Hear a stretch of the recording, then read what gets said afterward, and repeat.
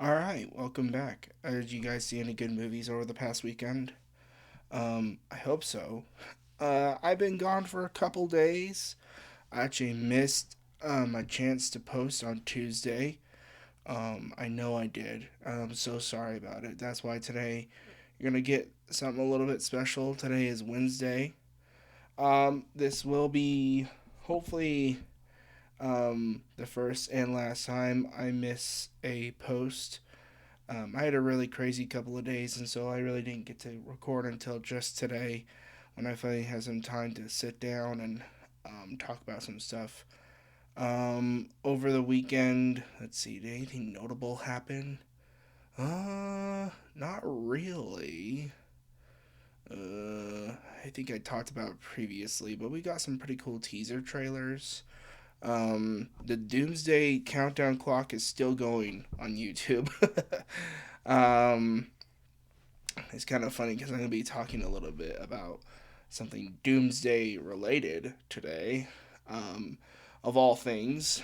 But uh, so I've been gone a couple of days. This week we have Send Help and Iron Lung, both of which I actually am lucky enough I got both in theaters near me. So I'm hoping to see one and or both of those films as of this week.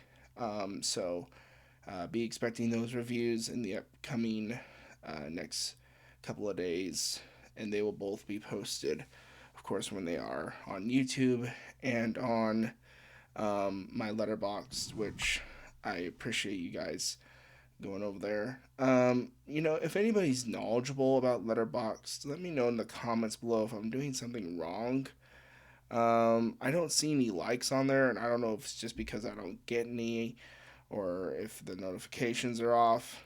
But I'm gonna check the app and see what's going on there. But I haven't seen a like or a follow since my very first two on there, and I know for a fact that people are seeing them. So that's just something that is a little bit of a note. Um, Today I want to talk about. I'm doing a little bit of a double feature um, on the Dune series, both part one and part two. Of course, if any of you know, they are from the same book, obviously abridged, and they are different a little bit for the sake of filming. But I wanted to talk a little bit about Dune on this reflection Tuesday post that I'm making today. So, that being said, let's get right into it. Um, I'll be honest with you, I recently sat down and binged both of these films in preparation for part three, which leads me to the big news, which is that Doomsday, Avengers Doomsday, and Dune Part 3. I don't know if it's going to be called Dune Holy War or if it's going to go off the book title and be called Dune Messiah, quote unquote, or what it's going to do. But it is getting released on the same day as Dune or as Doomsday, and so they're calling it Dunes Day. I saw a recent post on YouTube of a sit down talk that Timothy Chalamet and Robert Downey Jr. both kind of acknowledge the fact that there's a Barbenheimer moment happening right now for them, which is cool because you don't get a lot of those. And if you do, they're not as notable big releases as Barbie and Oppenheimer were during that time. And notably, probably predictably, as Doomsday and Dune Part 3 will be for their time.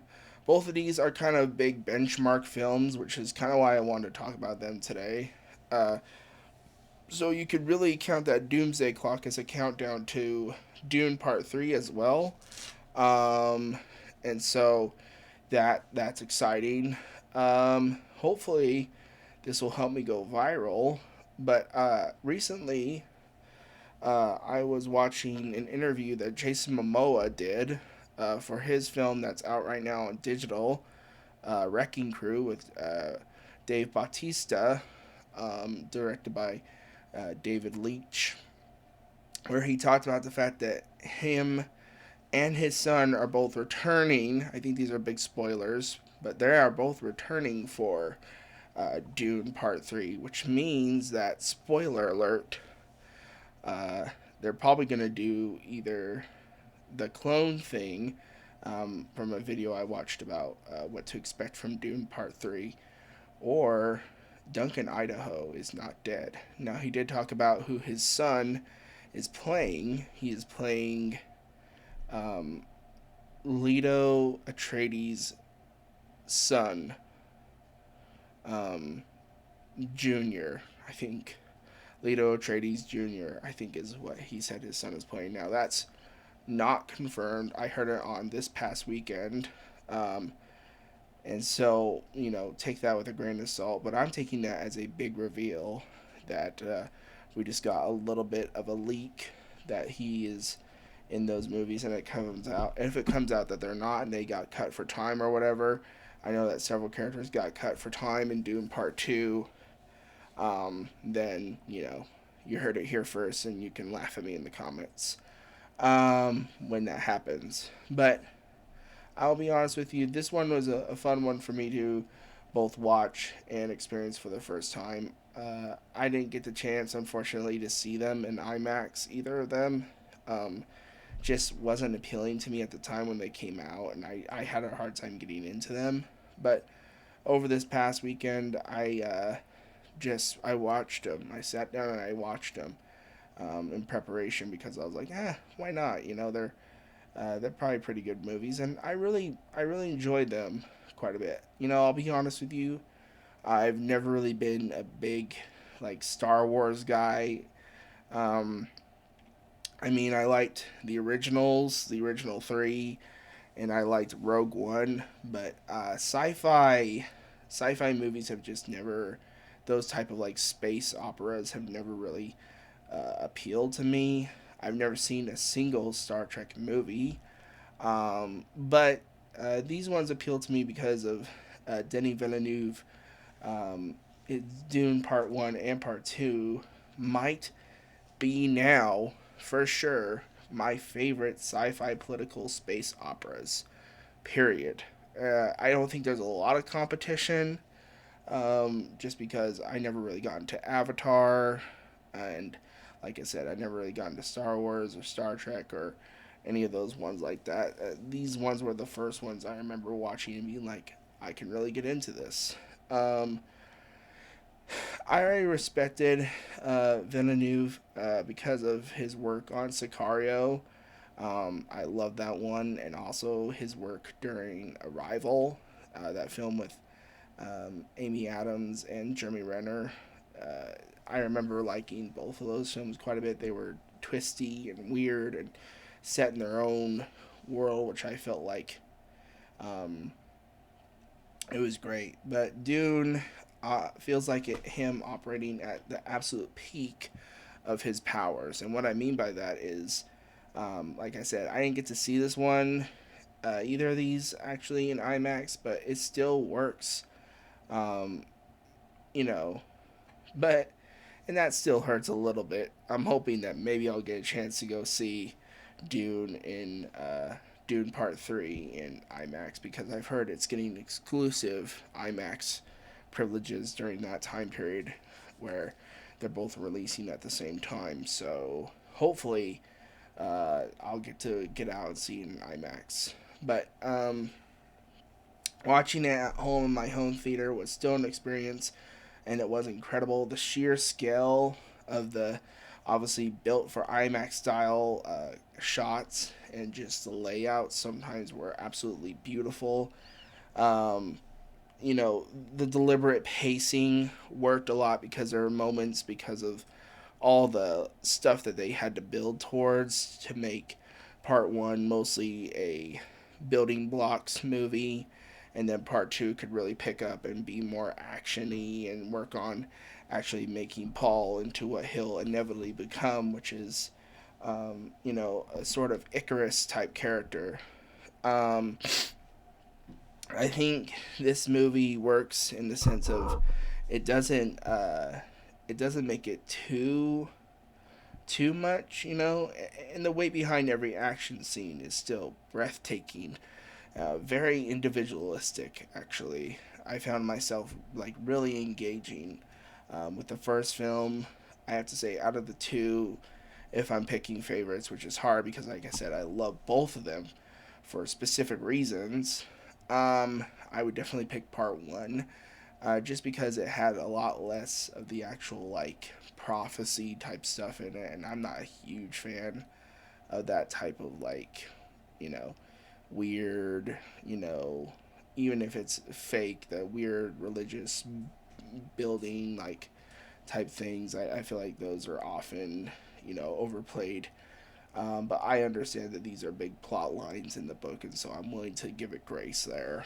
Um, but what really makes these films work is how well they translate, like I said, from the book to the screen. There's enough detail to satisfy the peoples who love the books and read both Dune and Dune Messiah, but not so much exposition that the average viewer gets lost in all the information and exposition dump that both of these films end up being in a lot of ways. Dune Part 1 more than Part 2, as far as like building blocks goes. But uh, so much of the exposition, you know, that you just kind of like you just kind of eventually like if you just really sit with it and you're in the world, which this movie really pulls you in right away.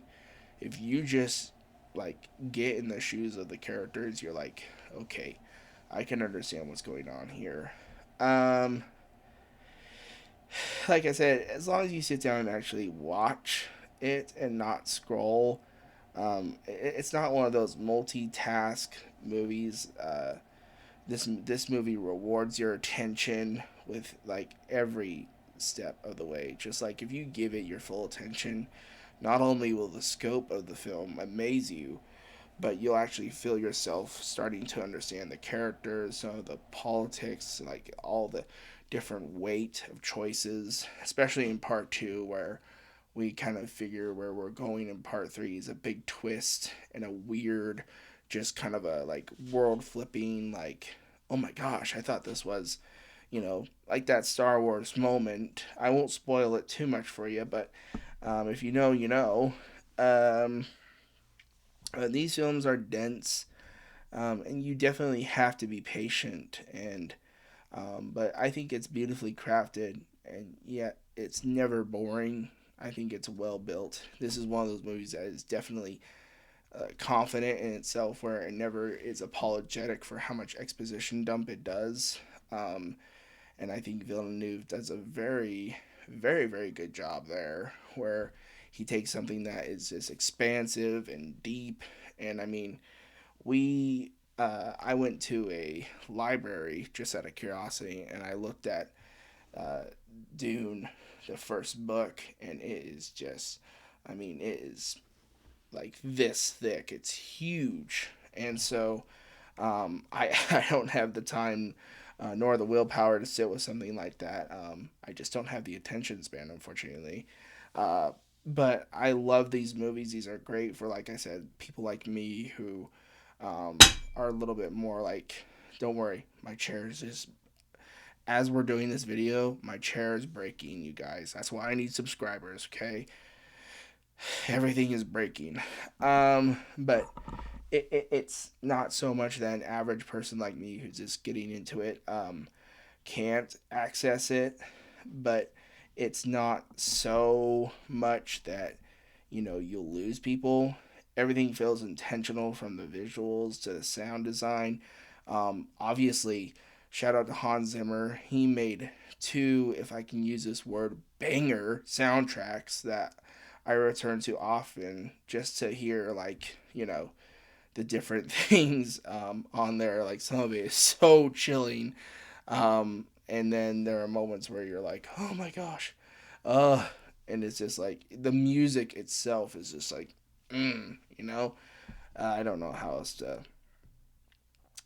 do this, but uh, there's quite a bit of political tension that you just have to get into simmering under the surface. Obviously, with both of the houses represented, and the war over spice. There's a Freeman element of it all, and also there's the prophecy and the brainwashing, and the different things that are like, whether it's the wondering if this is just the white savior syndrome that will ultimately, be harmful to the native people of Arrakis, or if it's just wondering how much of this is just family pressures put on Paul to where he feels like he has to do the inevitable and become what he hates.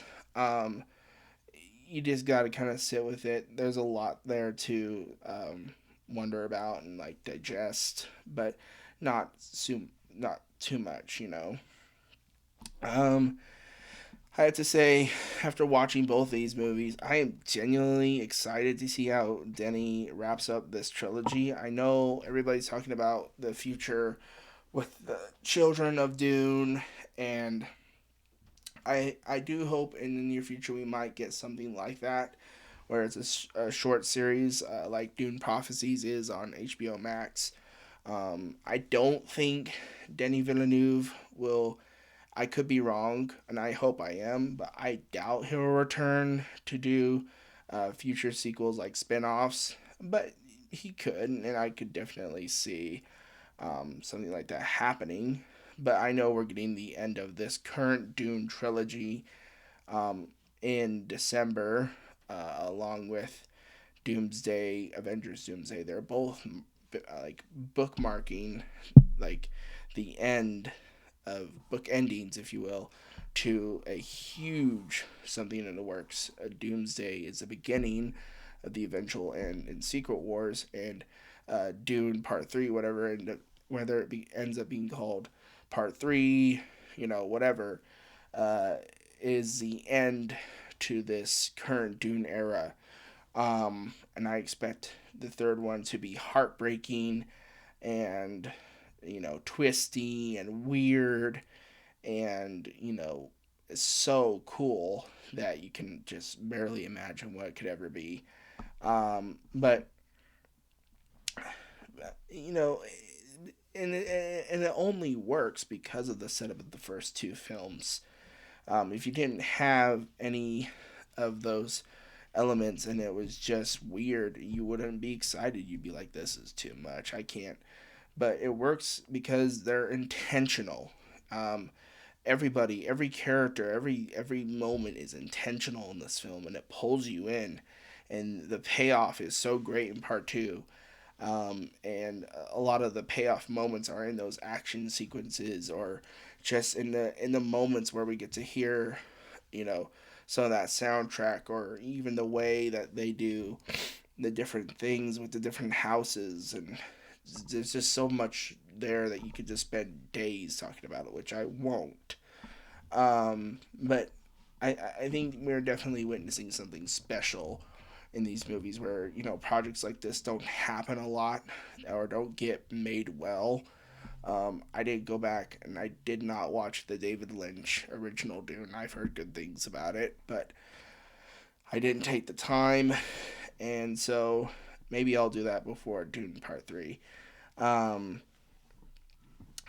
but I did want to talk about some of the awards. I was aware that these ones both were award season, like ones that just won everything. Dune Part One alone won 6 awards, um, out of the not out of all the nominations. It won Best Sound, Best Cinematography, Best Film Editing, Best Production Design, Best Original Score, Best Visual Effects, and that's 6 out of the 1, 2, 3, 4 out of the 10 it was nominated for in 2021.